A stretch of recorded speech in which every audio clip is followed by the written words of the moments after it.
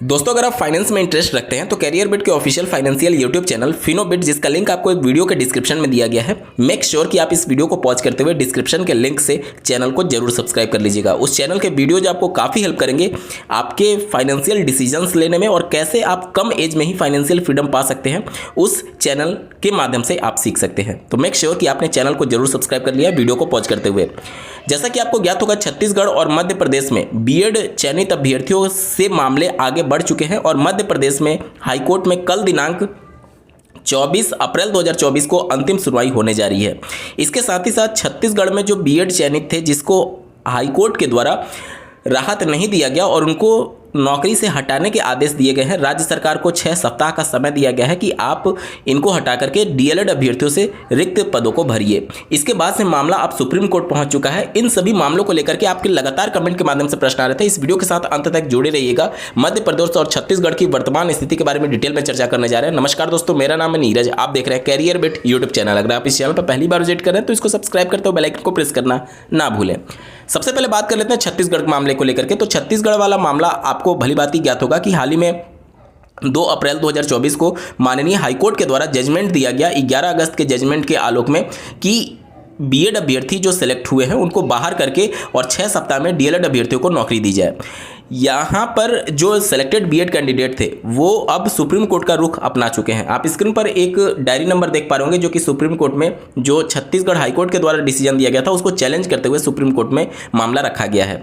अब यहाँ पर क्या चीज़ें होंगी, क्या चीज़ें नहीं होंगी, वो लगभग तस्वीरें आप कह सकते हैं कि थोड़ा सा साफ यहाँ पर दिख रहा है, क्योंकि छत्तीसगढ़ वाला मामला जो है वो स्पेशल एक ऐसा राज्य है जहाँ पर 11 अगस्त के बाद ज्वाइनिंग हुई है। और आप बिहार के श्री भगवान कृष्ण जी की याचिका देख लीजिए, या फिर जो बिहार में 7वें चरण से संबंधित याचिका थी उसमें देख लीजिए, या फिर अभी हाल ही में जो क्लेरिफिकेशन एप्लीकेशन था, तीनों जजमेंट में एक चीज़ कॉमन है कि 11 अगस्त के बाद ज्वाइनिंग नहीं हो सकती। और स्पेशली जो क्लेरिफिकेशन एप्लीकेशन था उसमें सुप्रीम कोर्ट ने साफ शब्दों में ये बातें मेंशन कर दी हैं कि 11 अगस्त के बाद कोई भी ज्वाइनिंग प्राइमरी में एज ए बीएड कैंडिडेट नहीं हो सकता है। तो 11 अगस्त के बाद अगर आप देखेंगे छत्तीसगढ़ में ज्वाइनिंग हुआ था, तो यहाँ पर चीज़ें तस्वीर की तरह थोड़ी सी साफ हैं कि बीएड अभ्यर्थियों को यहाँ से राहत मिलने की संभावना कम है।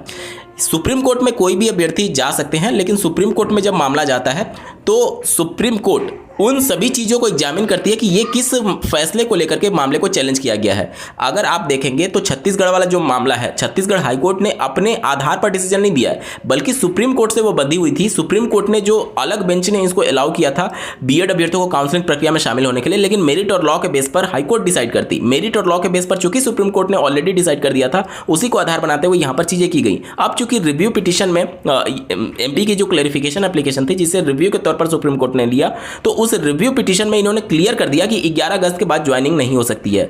तो सुप्रीम कोर्ट में जब ये मामला जाएगा तो वहीं सब बातें फिर से आएंगी। और ये जो भर्ती हुई है छत्तीसगढ़ वाली भर्ती, वो सब्जेक्ट टू आउटकम हुई है, क्योंकि जब ये मामला प्रक्रियाधीन था उस समय अक्टूबर 2022 का, अगर आप माननीय सुप्रीम कोर्ट का श्री देवेश शर्मा जी की याचिका में कोर्ट ऑर्डर देखेंगे तो उन्होंने साफ शब्द में कहा है कि जितने भी हाईकोर्ट में मामले चल रहे हैं या फिर जो भी मामले ऑनगोइंग प्रोसेस में हैं, और सभी राज्यों को इन्होंने इनवाइट कर दिया था कि आप आकर के अपना पक्ष रख सकते हैं, और जितने भी हाईकोर्ट में मामले थे वो सब कुछ सुप्रीम कोर्ट ने अपने अधीन कर लिया था। तो सुप्रीम कोर्ट के अधीन ये भर्ती हुई है, सब्जेक्ट टू आउटकम हुई है। और सब्जेक्ट टू आउटकम में साफ तौर पर सुप्रीम कोर्ट ने कहा है कि ये बीएड अभ्यर्थी वहीं सेफ होंगे, चयनित वहीं सेफ होंगे, जो कि एक तरीके से किसी भी शर्त के बिना उनकी नियुक्ति हुई है। साथ ही साथ सुप्रीम कोर्ट ने यह भी कहा है कि हम जो 6 माह का ब्रिज कोर्स बनाने के लिए निर्देशित कर रहे हैं एनसीईटी को और यूनियन ऑफ इंडिया को, वो सिर्फ उन्हीं अभ्यर्थियों के लिए होगा जो कि इन बिना किसी शर्त के उनकी ज्वाइनिंग हुई है और 11 अगस्त से पहले जो अपॉइंट हो चुके हैं। तो किसी भी हाल में देखेंगे छत्तीसगढ़ वाला मैटर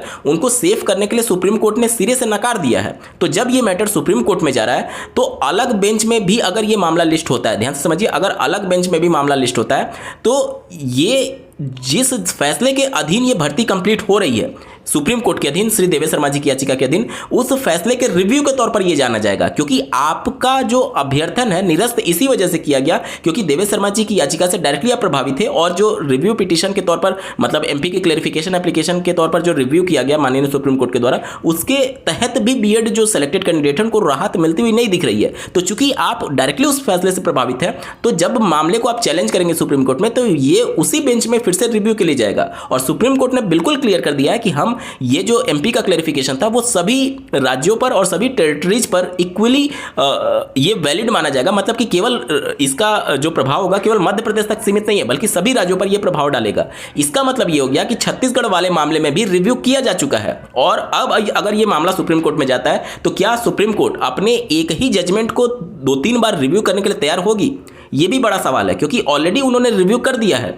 जो 11 अगस्त का जजमेंट था उसको रिव्यू कर दिया है। यानी ये जो मैटर जा रहा है सुप्रीम कोर्ट में, सुप्रीम कोर्ट के 11 अगस्त के जजमेंट की बात करें या फिर 8 अप्रैल के जजमेंट की बात करें, दोनों के हिसाब से बीएड यहां पर जो सिलेक्टेड कैंडिडेट है वो सेफ नहीं है, क्योंकि इनकी ज्वाइनिंग 11 अगस्त के बाद हुई है। तो एक बार रिव्यू करने के बाद से क्या सुप्रीम कोर्ट फिर से अपने जजमेंट को रिव्यू करने के लिए तैयार होगी? ये बड़ा सवाल है। ये तो बात हो गई छत्तीसगढ़ की। अब आते हैं मध्य प्रदेश पर। जैसा कि आपको ज्ञात होगा, मध्य प्रदेश में कल दिनांक 24 अप्रैल 2024 को मामले की सुनवाई होने जा रही है। मध्य प्रदेश में बहुत सारे अभ्यर्थियों को यह संशय है कि कहीं अगली डेट तो नहीं मिल जाएगी।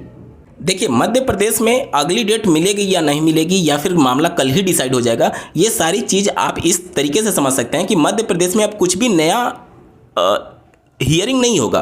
सारी चीज़ें ऑलरेडी डिसाइड हो चुकी हैं। चूंकि मामला सुप्रीम कोर्ट में विचाराधीन था और इसको लेकर के जो स्टेट ऑफ मध्य प्रदेश थी और जो बीएड कैंडिडेट थे वो लगातार माननीय हाईकोर्ट से ये प्रेयर कर रहे थे कि चूंकि मामला डिसाइड नहीं किया गया, इस वजह से मामले को थोड़ा सा होल्ड कर दीजिए और जब तक मामला सुप्रीम कोर्ट से निस्तारित नहीं होता है तब तक इस मामले पर हाईकोर्ट सुनवाई ना करे। अब चूंकि कोई भी मैटर पेंडिंग नहीं है और ना तो स्टेट ऑफ मध्य प्रदेश और ना ही बीएड कैंडिडेट इस मामले को लेकर के आगे की डेट मांग सकते हैं। अब यहाँ पर कोई आगे की प्रोसीडिंग भी नहीं होनी है, क्योंकि सब कुछ चीज़ें सुप्रीम कोर्ट ने डिसाइड कर दी। अभी हाल ही में जो कलकत्ता हाईकोर्ट के द्वारा डिसीजन दिया गया है वहाँ के बीएड कैंडिडेट के संदर्भ में, जो कोर्ट ऑर्डर मैंने आपको डेडिकेटेड वीडियो में बताया भी था, उसमें हाईकोर्ट ने साफ तौर पर कहा कि अब कुछ सुनने के लिए बचा ही नहीं है। सुप्रीम कोर्ट ने जो कुछ भी कहा एग्जैक्टली उन्होंने स्ट्रिक्टली वहाँ के एजुकेशन बोर्ड को निर्देशित कर दिया कि आप इसको फॉलो करिए। मतलब कि अगर आपके यहाँ शिक्षक भर्ती सब्जेक्ट टू आउटकम है तो वहाँ से बीएड को बाहर करना है, और अगर सब्जेक्ट टू आउटकम नहीं है तो वहाँ पर बीएड सेफ है। सुप्रीम कोर्ट ने जो कुछ कहा है एग्जैक्टली हाईकोर्ट ने उसे लागू कर दिया। मध्य प्रदेश में भी अगर आप देखेंगे तो सुप्रीम कोर्ट ने जो क्लेरिफिकेशन एप्लीकेशन में जो रिव्यू के तौर पर अपना ऑर्डर दिया है वही चीजें यहां पर भी लागू होने की संभावना रहेगी।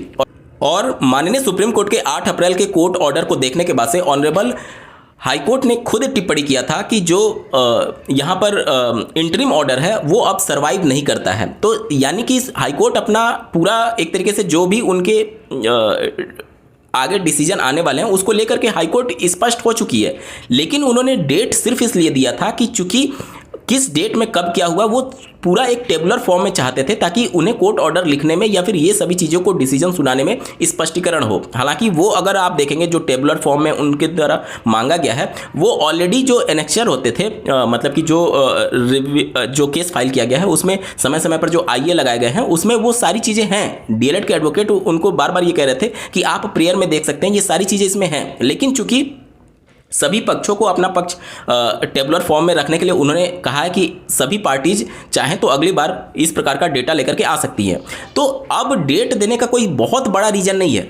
अब डेट केवल इसी तर्ज पर मिल सकता है कि मान लीजिए कि 3 पार्टी है, इसमें एक बीएड वाले कैंडिडेट जो आईएल दाखिल करके उपस्थित हुए हैं, एक स्टेट ऑफ मध्य प्रदेश और दूसरा डीएड वाले कैंडिडेट। तो इन केस अगर कोई भी पार्टी उपस्थित नहीं होती है और वो बहुत ज़्यादा प्रेयर करते हैं कि हाई कोर्ट से कि हमें हमारा पक्ष रखने दीजिए या फिर कुछ भी करने दीजिए, तो उस कंडीशन में हाई कोर्ट एक बार सोच सकती है कि डेट दें या नहीं दें। लेकिन वो हाई कोर्ट के ऊपर डिपेंड करेगा, इसलिए क्योंकि अब नया सुनने के लिए कुछ भी नहीं है, सारी चीज़ें डिसाइड हो चुकी हैं। अब केवल किस डेट पर क्या चीज़ें हुई हैं उसके आधार पर ऑनरेबल हाईकोर्ट अपना कोर्ट ऑर्डर सुना देगी। और अगर आप ये कहेंगे कि मान लीजिए राज्य सरकार अपना ये टेबुलर फॉर्मेट में डेटा लेकर के नहीं आती तो क्या होगा, तो यहाँ पर आप देख सकते हैं हाईकोर्ट ने ये जरूर कहा है स्पेशली मध्य प्रदेश स्टेट को कि आप डेटा लेकर के आइए, लेकिन ये कोई बाउंडेशन नहीं है कि केवल मध्य प्रदेश राज्य सरकार ही केवल डेटा प्रस्तुत कर सकती है। जितनी भी इसमें पार्टीज हैं, चाहे डीएलएड के एडवोकेट्स हों, चाहे बीएड के एडवोकेट्स हों, चाहे राज्य सरकार, तीनों में से कोई भी इस प्रकार का डेटा उपलब्ध करा सकता है। आप ये पैरा ध्यान से देख सकते हैं, certain relevant data and document are required to be filed by respective parties specially state of Madhya Pradesh including various appointment order of BEd appointees so that the issue can be ultimately resolved. यानी कि जितने भी parties हैं उनको बोला गया है कि आप इस प्रकार का डेटा लेकर के आइए, और स्पेशली स्टेट ऑफ मध्य प्रदेश को बोला गया। मान लीजिए कल स्टेट ऑफ मध्य प्रदेश उपस्थित ही नहीं होती है और इस प्रकार का डेटा नहीं लाती है, तो कोई जरूरी नहीं है कि state of Madhya Pradesh he data लेकर के आएगी। अगर बीएड कैंडिडेट के एडवोकेट्स भी उपस्थित होते हैं और वो डेटा प्रस्तुत करते हैं, या फिर डीएलएड कैंडिडेट के एडवोकेट्स डेटा को उपस्थित करते हैं, आप डेटा में कोई भी ऐसा मिसलीड नहीं कर सकता है कोर्ट को, क्योंकि आप वहां पर हलफनामा देते हैं जिसमें बाकायदा आप शपथ लेते हैं कि हम जो डेटा प्रस्तुत कर रहे हैं वो पूरी तरीके से सही है, तो कोई भी एडवोकेट मिसलीड नहीं कर सकता है। ठीक है, तो चाहे state of Madhya Pradesh data दे, चाहे बीएड के एडवोकेट्स डेटा दे, या फिर डीएलएड के एडवोकेट्स डेटा दे, सबका मतलब एक ही है। हाईकोर्ट उस डेटा के आधार पर फाइनल जजमेंट सुनाने वाली है। अब कुछ भी सुनने या फिर एक तरीके से बहस करने के लिए बचा नहीं है। तो यहाँ पर अब डेट मिलने की संभावना कम हो गई है, डेट मिलने की संभावना कम हो गई है, और हो सकता है कि कल के डेट में इस मामले को निस्तारित कर दिया जाए। इस वजह से भी, क्योंकि हाल ही में कलकत्ता हाईकोर्ट पहली ऐसी हाईकोर्ट बनी है कि जब मध्य प्रदेश के क्लेरिफिकेशन एप्लीकेशन के आधार पर उन्होंने कोर्ट ऑर्डर पास कर दिया है और एग्जैक्टली वही चीज़ें लागू कर दी हैं जो कि सुप्रीम कोर्ट ने कहा है। तो कल का जो सुनवाई होगा उसमें जो माननीय कलकत्ता हाईकोर्ट का जो डिसीजन है उसको भी डीएलएड एडवोकेट्स के द्वारा वहां पर प्रस्तुत किया जाएगा, जिसके बाद से मध्य प्रदेश हाईकोर्ट अपने कोर्ट ऑर्डर को पास करने के लिए एक तरीके से आगे प्रोसीड हो सकती है। और अब डेट मिलने की संभावना काफ़ी कम हो गई है। हालांकि स्वतंत्र तरीके से हाईकोर्ट अपना डिसीजन रख सकती है, दे सकती है, वो उनके ऊपर है, लेकिन अब डेट मिलने की संभावना कम हो गई है। और बहुत कुछ चीज़ें ऑलरेडी हाईकोर्ट ने डिसाइड कर लिया है। लास्ट हियरिंग में उनके द्वारा जो कमेंट किया गया था उसके आपको चीज़ें स्पष्ट हो रही होंगी। इस वीडियो को देखने के लिए आपका बहुत बहुत धन्यवाद। भगवान करे आपका दिन शुभ हो।